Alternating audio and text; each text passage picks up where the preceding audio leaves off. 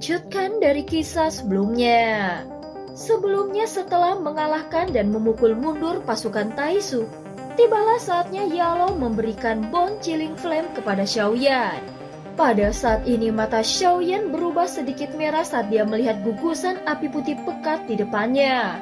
Bone Chilling Flame ini seharusnya menjadi sesuatu yang telah menemani Yalo untuk waktu yang lama. Namun Yalo secara pribadi telah menghapus jejak spiritualnya. Yalo melanjutkan penjelasannya dan berkata, "Dengan kekuatanmu saat ini, kau mungkin tidak akan melihat lompatan kekuatan yang melonjak bahkan jika kau menelannya. Peringkat api surgawi dari Bone Chilling Flame mungkin sedikit tidak memadai untukmu. Sekarang cepat tanamkan jejak spiritualmu," ucap Yalo. Xiaoyan tidak diizinkan untuk menolak lagi. Yang bisa dia lakukan hanyalah memejamkan matanya. Jarinya menyentuh api putih pekat dan jejak-jejak spiritual bergerak di sepanjang jarinya sebelum perlahan memasukinya. Dengan masuknya jejak spiritual Xiaoyan, Bone Chilling Flame awalnya memancarkan beberapa perlawanan dari dalamnya. Namun saat ini sudah tanpa pemilik. Oleh karena itu dalam waktu singkat perlawanannya mulai menyebar. Jejak spiritual Xiaoyan juga berhasil ditanamkan di dalamnya. Bone Chilling Flame bergetar ketika jejak spiritual berhasil ditanam. Itu dengan cepat berubah dengan cahaya api yang memasuki segel api putih di antara alis Xiaoyan. Xiaoyan segera merasakan perasaan hangat terpancar dari alisnya saat Bone Chilling Flame memasuki tubuhnya. Xiaoyan dengan hati-hati merasakannya. Dia menemukan bahwa Bone Chilling Flame hanya tertinggal di antara alisnya. Itu tidak menunjukkan tanda-tanda memasuki pembuluh darahnya dan berkumpul bersama dengan 3000 Lotus Heart Flame. Jelas penyebabnya adalah karena masih sedikit ada perlawanan. Xiaoyan acuh tak acuh terhadap ini. Namun jelas perlawanan seperti itu akan hilang cepat atau lambat. Itu hanya masalah waktu. Sementara Xiaoyan memasukkan kekuatan spiritualnya, Yalo bertanya kepadanya, "Apakah kau sudah mengumpulkan semua peta kuno dari api teratai iblis pemurnian?" ucap Yalo. Xiaoyan menggelengkan kepalanya dan berkata, "Sejak aku mendapatkan bagian ketiga dari wilayah sudut hitam, sampai saat ini aku belum mendapatkan yang terakhir," ucap Xiaoyan. "Api teratai iblis pemurnian terlalu misterius, bahkan aku belum pernah melihatnya. Jika mungkin untuk mendapatkan api surgawi dari peringkat ini, bantuan yang diberikannya jauh dibandingkan dengan Bone Chilling Flame. Aku akan melakukan yang terbaik untuk membantumu selama periode waktu ini," ucap Yalo. Xiaoyan mengangguk sedikit. Yalo tiba-tiba sepertinya teringat sesuatu. Ekspresinya tiba-tiba agak aneh saat dia berkata, "Oh iya, ada seorang kenalan yang datang ke pavilion bintang jatuh untuk mencarimu, Nalan Yanran," ucap Yalo. Mendengar nama ini Xiaoyan sedikit mengerutkan alisnya.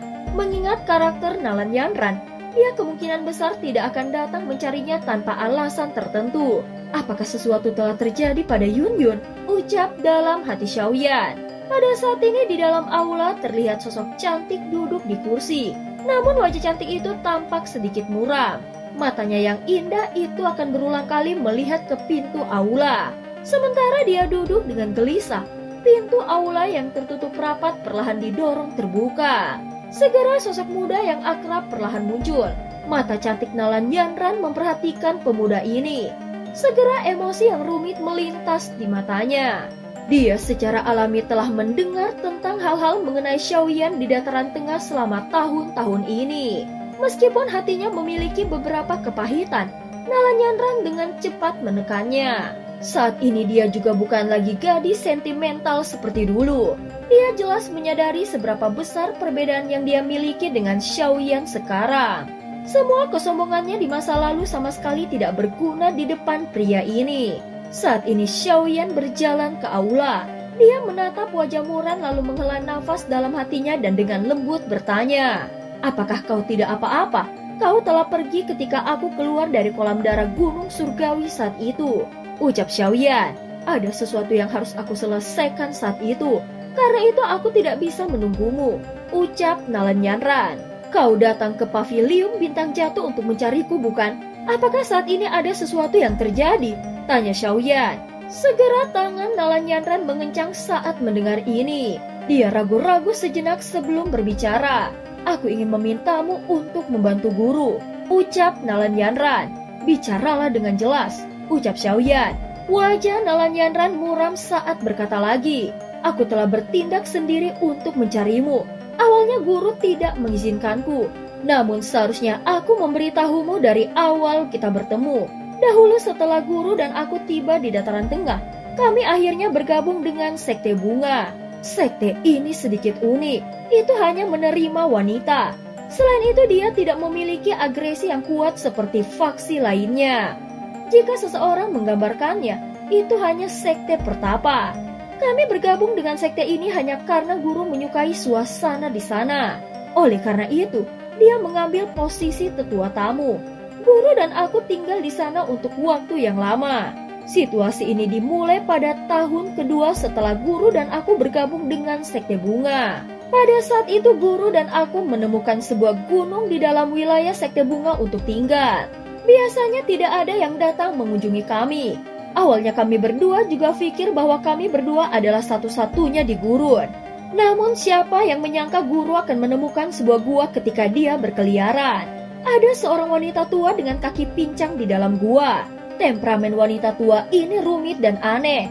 Dia langsung menggunakan tangannya untuk menyerang guru. Guru telah menderita beberapa luka karena serangannya. Namun guru bukannya marah, tetapi dia malah mengirimkan makanan kepada wanita tua itu setiap hari. Setelah wanita tua itu tinggal bersama kami selama 1 tahun, emosinya menjadi jauh lebih baik. Nenek itu menyebut dirinya Nenek Hua. Namun Nenek Hua itu merasa tidak bisa hidup lama. Ketika dia akan mencapai batasnya, dia menggunakan teknik aneh tanpa menjelaskan apapun dan menyegel semua daukinya di dalam tubuh guru.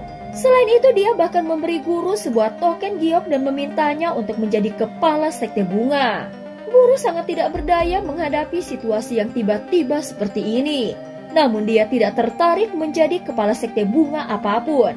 Karena itu setelah mengubur Nenek Hua, dia terus tinggal di tempat itu. Siapa yang menyangka bahwa pejabat kepala sekte bunga akan benar-benar tiba-tiba muncul setengah tahun yang lalu dan meminta guru untuk menyerahkan token giok. Guru tidak ingin ikut campur karena itu dia menyerahkan token giok itu setelah berpikir. Namun pada akhirnya wanita itu datang lagi mencari kami setelah mendapatkan token giok. Kali ini dia menginginkan dauki dari Nenek Hua yang disegel di dalam tubuh guru, ucap Nalan Yanran. Kemarahan muncul di wajah Nalan Yanran ketika dia berbicara sampai saat ini. Setelah mendengar penjelasan panjang Nalan Yanran, Xiaoyan kemudian bertanya, "Kekuatan apa yang dimiliki kepala sekte bunga ini?" Tanya Xiaoyan. Kepala sekte itu bernama Huajin. Dia hanya pejabat kepala. Kekuatannya sudah berada di level Daozun bintang 4. Namun orang yang merepotkan untuk dihadapi bukanlah dia. Sebaliknya itu adalah teman prianya Yohua Liangjun. Orang ini memiliki kekuatan Daozun bintang 6, ucap Nalan Yanran. Bintang 6 Daozun ya, ucap Xiaoyan. Jari Xiaoyan dengan lembut mengetuk meja. Sekte bunga memang layak menjadi salah satu sekte yang kuat. Daozun bintang 6 bisa dianggap cukup hebat bahkan di seluruh dataran tengah. Lanjutkan bicaranya, ucap Xiaoyan. Saat ini segel itu sudah menyatu dengan tubuh guru. Jika seseorang mengeluarkannya, itu pasti akan merenggut nyawa guru. Wanita jahat itu jelas berniat untuk mengambil nyawa guru. Untungnya Nenek Hua telah mengatur sesuatu ketika dia masih hidup. Oleh karena itu cukup banyak sesepuh berdiri di sisi guru. Karenanya wanita itu tidak berani merebutnya dengan paksa. Namun dia sudah memasang taruhan dan ingin bertanding dengan guru. Awalnya itu dianggap adil jika pertandingan 1 lawan 1. Namun sekte bunga memiliki semacam aturan yang aneh. Aturannya adalah bahwa seorang pria dan wanita dapat melawan lawan bersama-sama. Dengan kata lain, wanita itu bisa bergandengan tangan dengan Yohua Liangjun, ucap Nalan Yanran. Bertarung bersama-sama Daozun bintang 4 dan Daozun bintang 6 ini benar-benar intimidasi, ucap Xiaoyan. Guru sudah menyetujui pertandingan ini. Aku pikir guru sudah sangat jengkel karena terus-menerus diganggu, ucap Nalan Yanran. Apakah Yun Yun tidak punya otak? Apakah ini tidak menyerahkan dirinya untuk mati? Ucap Xiaoyan. Karena itu aku hanya bisa diam-diam datang dan mencarimu. Jika kau tidak membantu guru, kemungkinan guru akan mati kali ini. Oleh karena itu tolong bantu guru, ucap Nalan Yanran. Xiaoyan perlahan menghela nafas saat mendengar suara lemah Nalan Yanran yang memohon. Xiaoyan kemudian bertanya dengan suara yang dalam, "Berapa lama lagi sampai pertandingan?" Ucap Xiaoyan. "Setengah bulan," ucap Nalan Yanran. "Setengah bulan ya?" ucap Xiaoyan. Xiaoyan sedikit mengerutkan alisnya saat mendengar ini. Kemungkinan akan memakan waktu kurang lebih dari 10 hari untuk bergegas dari tempat ini ke Sekte Bunga. Apakah kepala sekte itu satu-satunya di Sekte Bunga yang menentang Yun Yun? Bagaimana dengan ahli lainnya? Sekte Bunga dapat dianggap sebagai faksi besar dengan warisan yang panjang. Sekte itu pasti memiliki fondasi yang cukup kuat. Jika seluruh Sekte Bunga tidak dapat menerima Yun Yun, kemungkinan pihak lain tidak akan membiarkannya. Bahkan jika masalah ini diselesaikan kecuali seseorang meninggalkan sekte ini, ucap Xiaoyan. Sekte Bunga memang memiliki fondasi yang cukup kuat. Namun sebagian besar ahli sejati dari generasi yang lebih tua menghabiskan waktu mereka dalam retret terus-menerus. Jika para ahli generasi yang lebih tua ini masih di sekte, wanita itu tidak akan menjadi pejabat kepala sekte.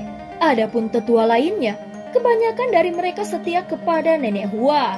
Mereka secara alami tidak akan keberatan dengan wasiat Nenek Hua. Satu-satunya masalah adalah wanita itu, ucap Nalan Yanran. Xiaoyan sedikit mengangguk, ekspresinya sedikit hangat. Jika wanita itu adalah satu-satunya yang menentang, maka akan mudah untuk menyelesaikan masalah ini. Sebuah suara tua tiba-tiba ditransmisikan ketika Xiaoyan sedang berpikir keras. Sosok Yalo muncul di kursi di samping dan berbicara sambil tersenyum. "Pergilah selamatkan dia," ucap Yalo. Xiaoyan terkejut saat melihat ini. Dia segera mengangguk. Hal ini terkait dengan Yun Yun, dia secara alami tidak bisa berdiam diri. Terlepas dari apa masalahnya, dia harus melakukan perjalanan ke Sekte Bunga ini. Yalo melirik Nalan Yanran sebelum menghela nafas pelan dan berkata, "Tidak disangka bahwa wanita tua Huayun itu telah mencapai batasnya," ucap Yalo. Xiaoyan terkejut mendengar ucapan Yalo. Segera dia mengerti bahwa yang disebut wanita Hua ini adalah nenek Hua misterius yang dibicarakan Nalan Yanran. Xiaoyan segera bertanya, "Apa guru mengenalnya?" tanya Xiaoyan. "Wanita tua ini menjadi terkenal di dataran tengah jauh lebih awal dariku. Dia juga bisa dianggap sebagai orang yang sangat menarik terhebat. Saat itu, aku memiliki kesempatan untuk bertemu dengannya beberapa kali. Dia angkuh dan memiliki banyak lawan. Adapun kakinya yang pincang itu pasti sesuatu yang terjadi setelah pertemuanku. Kemungkinan dia menderita cedera yang sangat serius. Kalau tidak, ajalnya tidak akan datang begitu cepat. Namun Yun Yun juga dianggap cukup beruntung. Dia sebenarnya bisa mendapatkan warisan dari wanita tua ini. Wanita tua ini tidak pernah menerima murid sepanjang hidupnya. Karakternya tidak mudah mempercayai siapapun. Namun Yun Yun itu bisa mendapatkan kepercayaannya. Harus dikatakan bahwa dia adalah orang yang teguh dan diberkati. Sekte Bunga memiliki banyak ahli. Pejabat kepala itu tidak perlu dikhawatirkan. Dengan kekuatanmu saat ini, tidak sulit untuk menghadapinya. Orang yang sedikit merepotkan adalah teman prianya Yohua Liangjun. Namun aku pikir kau bisa menghadapinya, ucap Yalo. Setelah mengatakan itu, Yalo tersenyum. Dia menjentikan jarinya dan token batu giok terbang menuju Xiaoyan. "Ini adalah token giok spasial yang telah aku buat. Jika kau bertemu dengan situasi yang tidak dapat kau tangani, kau dapat menghancurkannya. Aku akan bergegas secepat yang aku bisa," ucap Yalo. Xiaoyan segera merasakan kekuatan spasial yang luas dan perkasa di dalam token giok ketika dia menerimanya. Xiaoyan ragu-ragu sebelum berbicara. "King Lin dan aku akan pergi kali ini. Tian Huo Zunse dan dokter pri kecil sedang melakukan retret dan pelatihan. Tidak baik mengganggu mereka," ucap Xiaoyan. Yalo berkata sambil tersenyum, "Ya, lebih baik bagi Tian Huo Zunse untuk tetap di sini. Aku sedang memikirkan cara untuk memungkinkan dia mendapatkan kembali kekuatan puncaknya. Meskipun kau telah membantu dokter pri kecil memperbaiki pil racun, kekuatan sebenarnya dari tubuh racun menyedihkan dokter pri kecil juga belum sepenuhnya diatasi. Aku akan membantunya selama periode waktu ini. Setelah kau kembali, kemungkinan kau dapat melihat kekuatan dari keduanya sudah melonjak." ucap Yalao. Itu bagus. Terima kasih guru, ucap Xiaoyan. Xiaoyan juga berbicara dengan gembira. Dengan Yalao bertindak secara pribadi, seharusnya tidak sulit bagi Tian Huozunze untuk mendapatkan kembali kekuatan puncaknya. Tentang cara melepaskan sebagian besar kekuatan tubuh racun yang menyedihkan, Xiaoyan tentu saja tidak bisa dibandingkan dengan Yalao yang sangat berpengalaman. Jika memungkinkan, bantu Yun Yun menjadi kepala sekte bunga selama perjalananmu ke sana. Sekte bunga sangat kuat dan jika dia bisa menjadi ketua, Pavilion Bintang Jatuh juga akan mendapatkan sekutu lain yang dapat diandalkan. Kalian semua juga harus bergerak, tidak banyak waktu yang tersisa, ucap Yalao. Xiaoyan mengangguk, dia berbalik dan berjalan keluar dari aula. Nalan Yanran di belakang membungkuk hormat kepada Yalao sebelum buru-buru mengikuti. Setelah melihat Xiaoyan mengangguk, Yalao tersenyum dan melambaikan tangannya. Setelah meninggalkan aula, Xiaoyan mencari King Lin. Selanjutnya mereka tidak tinggal lebih lama lagi dan meminta Nalan Yanran memimpin. Segera mereka bertiga bergegas ke Sekte Bunga tanpa henti. Sekte Bunga terletak di bagian barat dataran tengah. Ada jarak yang cukup jauh antara Sekte Bunga dan Pavilion Bintang Jatuh. Bahkan dengan kecepatan trio Xiaoyan, kemungkinan mereka akan lebih dari 10 hari untuk mencapainya. Untungnya King Lin telah memanggil seseorang ahli dari suku Piton 9 Tanah Dalam. Akhirnya dia memerintahkannya untuk berubah menjadi tubuh aslinya. Mereka bertiga menaikinya. Xiaoyan duduk di belakang ular itu. Pada saat ini Xiaoyan menutup matanya rapat-rapat. Pikirannya telah tenggelam jauh ke dalam alisnya. Bon Chilling Flame perlahan-lahan memancarkan suhu yang tidak biasa di tempat itu. Itu berbeda dari api lainnya. Api semacam ini akan memberikan seseorang perasaan yang sangat dingin.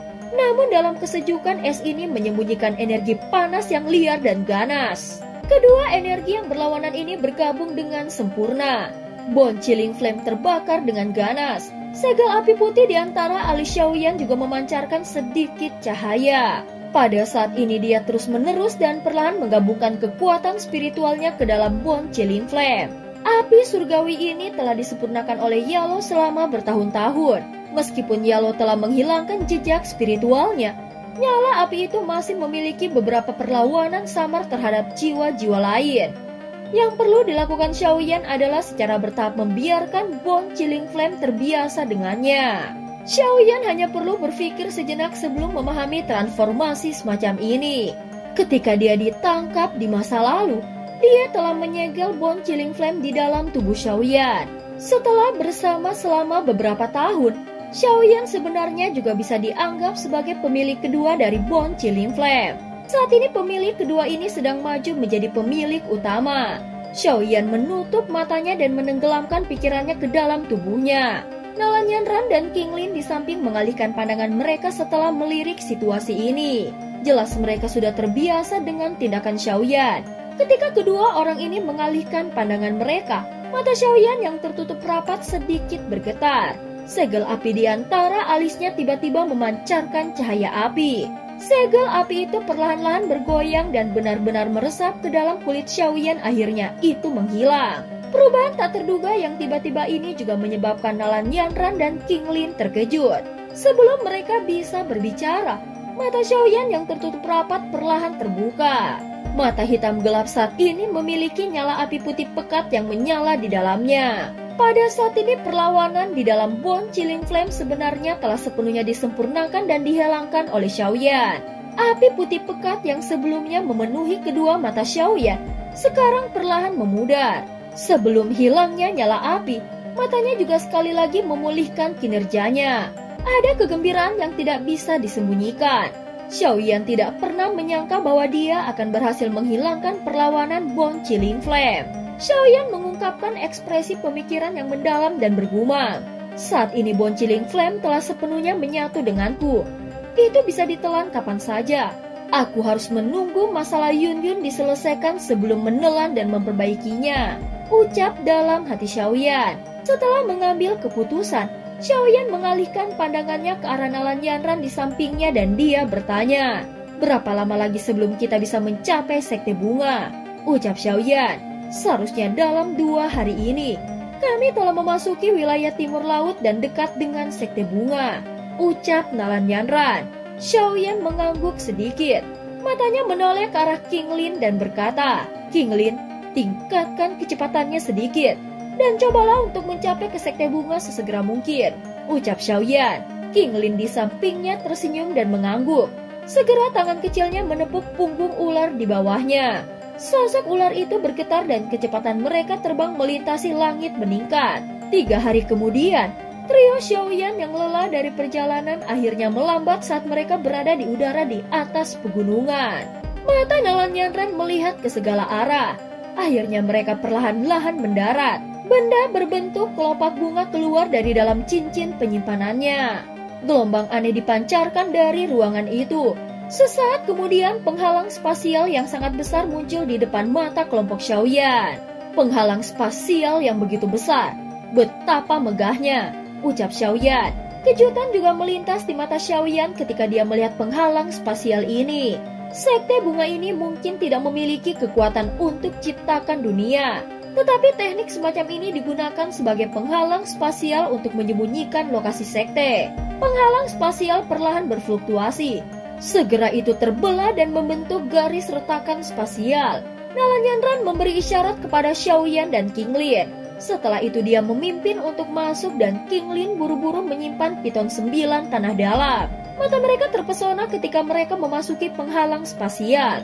Semacam aroma bunga yang luar biasa padat menerkam mereka. Bagian dalam dari aroma bunga semacam ini samar-samar tampak dipenuhi dengan energi alam yang sangat kuat. Tempat yang misterius, ucap dalam hati Xiaoyan.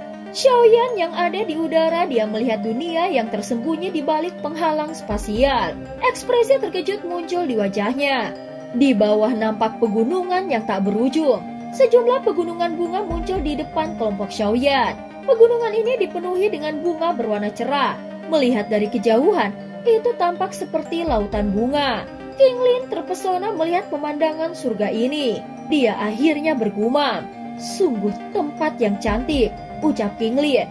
"Lautan bunga ini seharusnya menjadi semacam formasi," ucap Xiaoyan. Xiaoyan menyaksikan lautan bunga yang menyebar ke angkasa. Sebuah gelombang muncul di matanya. Dia bisa merasakan bahwa lautan bunga ini menyembunyikan energi yang sangat besar. Ini adalah sekte yang melindungi formasi sekte bunga.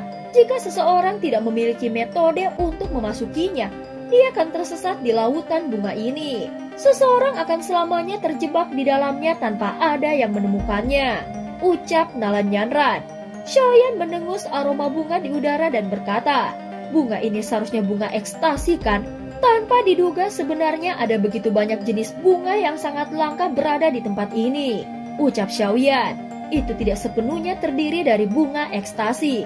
Ada juga beberapa bunga aneh yang bisa digunakan untuk memperkuat efek bunga ekstasi," ucap Nalan Yanran.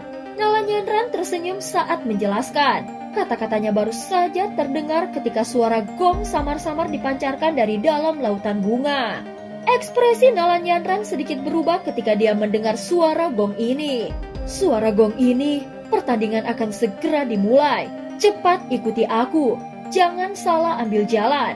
Jika tidak, kalian akan tersesat di lautan bunga ini," ucap Nalan Yanran. Tubuhnya segera bergerak dan dia bergegas menuju lautan bunga. Jalur masuknya cukup aneh. Jalur masuk ini bukan jalur lurus, namun sebaliknya itu butuh beberapa jalur tikungan. Xiaoyan dan King Lin yang ada di belakang hanya bisa buru-buru mengikuti jalur masuknya Nalan Yanran. Pada saat ini ada cukup banyak sosok yang berdiri di sekitar alun-alun. Mata mereka melihat ke arah alun-alun dan suasananya cukup serius. Seorang pria dan seorang wanita berdiri di tengah alun-alun. Wanita itu sepintas terlihat statusnya cukup tinggi. Seorang pria berdiri dengan malas di samping wanita ini. Tangannya memegang kipas, ada kejahatan yang samar-samar dipancarkan darinya. Ketika gong perlahan terdengar, mata itu juga sedikit menyipit saat dia dengan dingin berteriak, "Yun Yun, waktunya habis. Kau harus mengungkapkan dirimu," ucap Hua Jin. Suara dingin yang kencang terpancar darinya ketika teriakan wanita ini terdengar. Segera sosok wanita dengan lembut melayang. Setelah itu kakinya dengan lembut mendarat di alun-alun. Semua mata yang hadir menoleh ke arahnya. Meskipun itu bukan pertama kalinya melihatnya, ekspresi terkejut masih muncul di mata banyak orang. Penampilan yang sangat indah itu muncul seperti peri bunga di pegunungan yang tidak peduli dengan duniawi. Siapa lagi yang bisa memiliki sikap seperti itu selain Yunyun, yang telah terpisah dari Xiaoyan selama bertahun-tahun. Awan yang nyaman seperti keanggunan itu menyebabkan cukup banyak sesepuh di dalam sekte bunga diam-diam menganggukkan kepala. Tidak heran kepala sekte akan menyerahkan posisi itu kepada Yunyun sebelum dia meninggal. Hanya pada titik ini saja, jelas ada kesenjangan besar antara kedua wanita ini. Pria berpenampilan jahat di samping wanita berpakaian anggun memiliki ekspresi panas berapi-api melintas di matanya ketika dia melihat Yunyun. Aku pikir kau tidak akan berani datang hari ini, ucap Huajin. Kepala sekte, aku tidak memiliki keinginan untuk posisi kepala sekte. Mengapa kau harus memaksaku dengan cara yang begitu pahit? Ucap Yunyun. Jika kau ingin tetap aman, kau harus menyerahkan Douki dari kepala sekte sebelumnya. Pemimpin sekte ini dengan baik hati menerimamu saat itu. Tidak terduga bahwa kau benar-benar berani mencoba dan meletakkan jarimu di posisi kepala sekte bungaku, ucap Huajin. Jika aku tahu bahwa Nenek Hua adalah kepala sekte bunga, aku tidak akan menyelamatkannya. Adapun segel Douki yang telah tertinggal di tubuhku oleh Nenek Hua, jika kau benar-benar menginginkannya, kau bisa datang dan mendapatkannya, ucap Yunyun. Apakah kau benar-benar berpikir bahwa kepala sekte ini takut padamu? Ucap Huajin. Huajin itu tertawa dingin segera dia melirik pria jahat itu. Kemarahan segera melonjak di dalam hatinya saat dia berteriak. Yao Liang, seranglah bersamaku, ucap Huajin. Yunyun, kau memiliki warisan dari kepala sekte lama. Aku pikir kau seharusnya tidak memiliki masalah melawan dua orang sendirian kan? Kau juga mengetahui aturan sekte bunga. Pasangan bisa bertarung bersama-sama. Jika kau memiliki pendamping, kau juga dapat memanggilnya bersama, ucap Huajin. Senyum tipis muncul di wajah Yunyun. Dia perlahan menggelengkan kepalanya dan dengan lembut berkata, kepala sekte bisa menyerang, ucap Yunyun. Sebelum Yunyun selesai berbicara, suara angin yang keras tiba-tiba ditransmisikan dari langit. Segera sosok bergegas dari kejauhan dengan kecepatan seperti kilat. Dalam beberapa kilatan, sosok itu sudah muncul di samping Yunyun di samping alun-alun. Setelah itu sosok itu meraih tangan Yunyun di depan banyak mata yang tercengang.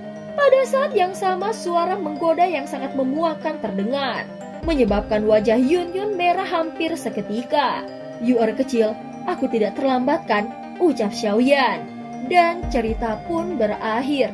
Terima kasih udah dengerin Mihu dari awal sampai akhir ya. Sampai jumpa.